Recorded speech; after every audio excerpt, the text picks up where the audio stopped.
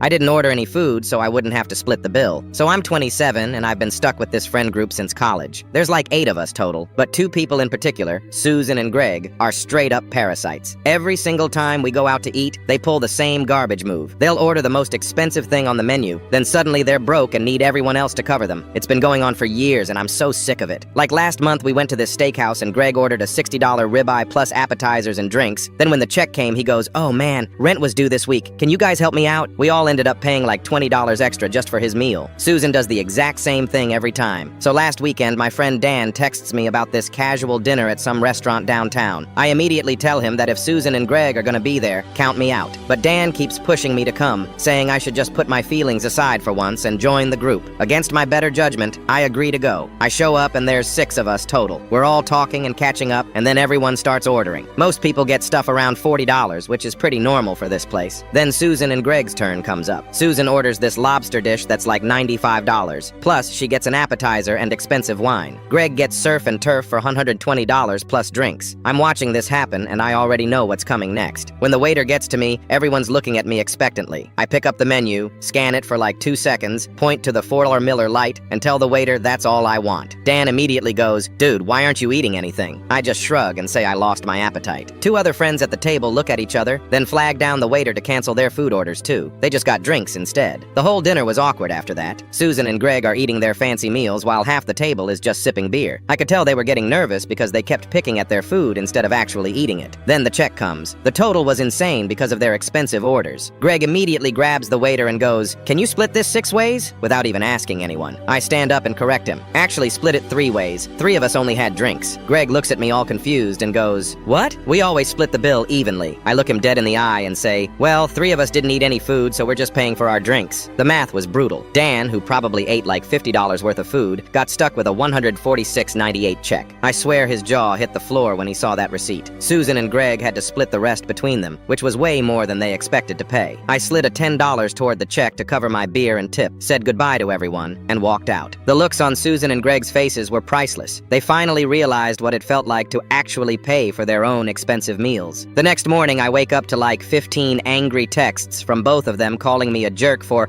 forcing them to pay more than they planned. I actually laughed out loud reading their messages. Like, the steaks alone cost more than what they ended up paying, but somehow I'm the bad guy.